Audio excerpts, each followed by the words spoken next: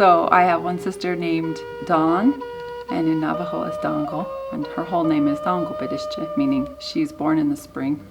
And then my sister Sierra was supposed to be born right on my parents' anniversary. She was their anniversary rose, Annalise Rose, and then they didn't like Annalise, so they switched to Sierra for the summer, but that's Sierra.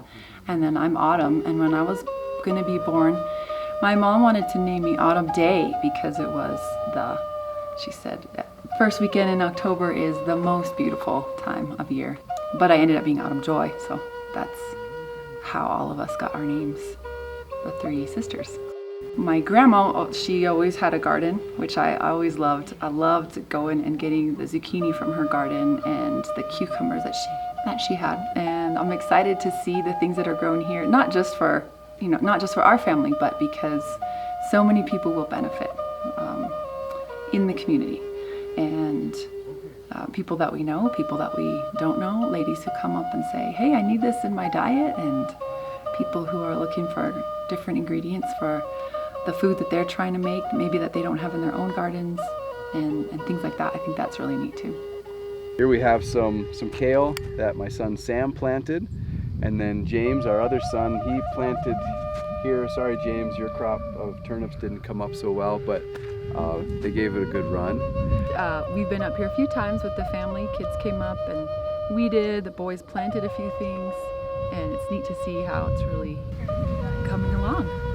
So this is a hardline drip hose that has a drip emitter every 12 inches, and that's what allows us to efficiently put water exactly where we want it without wasting any, which is fantastic and very important in the desert Southwest. The farm is 1/6 the size that it will be, and we'll continue to expand that to be able to grow more produce.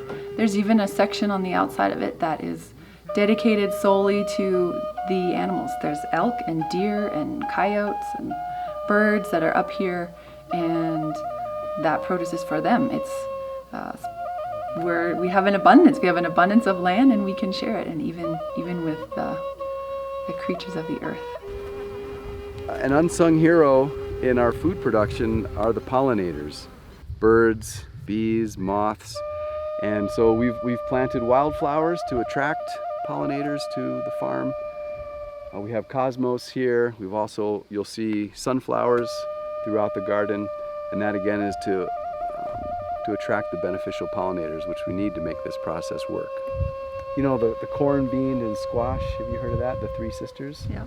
So that's a traditional Native American combination, and of course they grow really well for us up here too, and they're popular in the market for families, local families. Andy and I are grateful for the opportunity to be out here working and being a part of making this land, or helping this land to bring forth the abundance of vegetation and good produce for people.